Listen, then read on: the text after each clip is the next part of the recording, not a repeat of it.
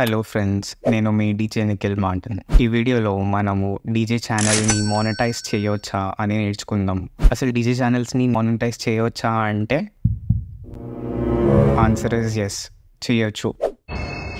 అసలు మానిటైజేషన్ లేదా YouTube partnership programme అంటే ఏంటి అని తెలియని వాళ్ళకి చెప్పాలంటే, మనం ఏ వీడియో అయినా యూట్యూబ్లో చూస్తున్నప్పుడు వీడియోకి ముందు ఓర్ వీడియో మధ్యలో అడ్వర్టైజ్మెంట్ ప్లే అవుతాయి కదా, అలా యాడ్స్ ప్లే అయినప్పుడు మనకి రెవెన్యూ జనరేట్ అవుతుంది. ఇలా ads, super chat, channel membership, వీటిని monetisation or YouTube partnership programme అని అంటారు. మన ఛానల్ మానిటైజ్ అవ్వాలి అంటే 4000 వాచ్ అవర్స్, 1000 సబ్స్క్రైబర్స్ ఉంటేనే మనము యూట్యూబ్కి అప్లై చేయవచ్చు. ఇప్పుడు మన main topic, DJ channels monetize అవ్వాలి అంటే కొంచెం కష్టమే.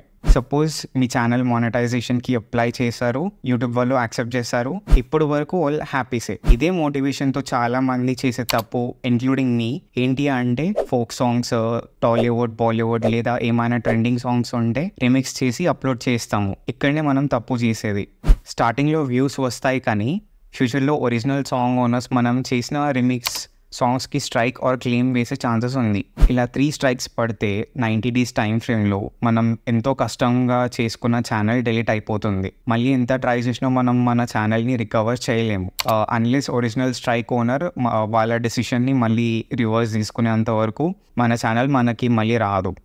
ఇప్పుడు నేను చెప్పబోయే 3 టాపిక్స్ గుర్తుపెట్టుకోండి: copyright claim, copyright strike and reused content. చాలా మందికి డౌట్ ఉండే క్వశ్చన్, రిమిక్స్ సాంగ్స్ అప్లోడ్ చేసి మనము ఎర్న్ చేయవచ్చా అని. నన్ను అడిగితే లేదు, చేయలేము. ఎందుకంటే ప్రతి ఒరిజినల్ సాంగ్కి కంటెంట్ ఐడి లేదా ఒరిజినల్ ఓనర్ దగ్గర కాపీరైట్స్ ఉంటుంది. మీకు స్క్రీన్ మీద కనిపించే ఇమేజ్ నా ఒక సాంగ్ది.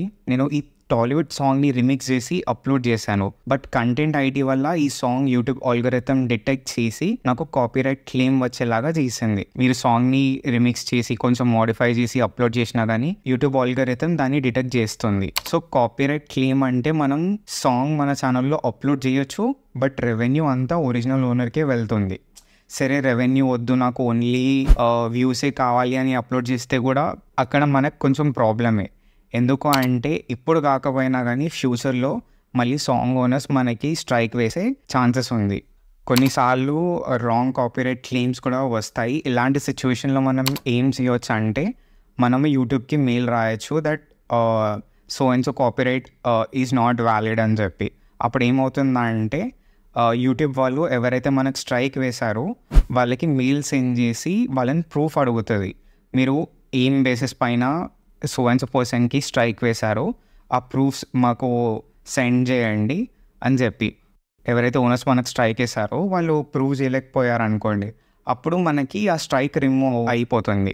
ఈ వీడియోలో last topic, reused content.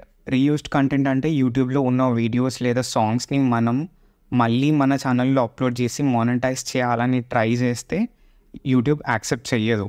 So మీరు 4000 వాచ్ అవర్స్ ఇంకా 1000 సబ్స్క్రైబర్స్ అయిపోయింది అనుకోండి మీది, మీరు యూట్యూబ్కి మానిటైజేషన్కి అప్లై చేస్తారు. అప్పుడు యూట్యూబ్ ఏం చేస్తుందంటే మన అప్లోడ్ చేసిన వీడియోస్ అన్నీ వాళ్ళు ఇన్స్పెక్ట్ చేస్తారు. ఇన్స్పెక్ట్ చేసి ఆ వీడియోస్ మళ్ళీ యూట్యూబ్లో ఎక్కడైనా ఉన్నాయా అవన్నీ చూసి వాళ్ళు యాక్సెప్ట్ చేస్తారు. ఒకవేళ మనం అప్లోడ్ చేసిన కంటెంట్ వేరే ఛానల్స్లో కూడా చాలాసార్లు అప్లోడ్ చేసి ఉంటే మన మానిటైజేషన్ వాళ్ళు యాక్సెప్ట్ చెయ్యరు.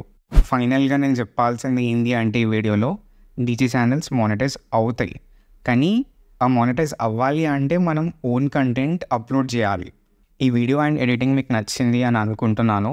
ప్లీజ్ లైక్ అండ్ సబ్స్క్రైబ్ చేయండి. అండ్ మీ ఫ్రెండ్ సర్కిల్లో ఎవరైనా యూట్యూబ్ ఛానల్ స్టార్ట్ చేయాలి బట్ వాళ్ళకి బేసిక్స్ తెలియాలి అనుకుంటే ఈ వీడియో వాళ్ళకి షేర్ చేయండి, కొంచెమైనా హెల్ప్ అవుతుంది వాళ్ళకి. ఇలాంటి చాలా ఉన్నాయి, ఇంకా దాచాం కుప్పలు కుప్పలుగా.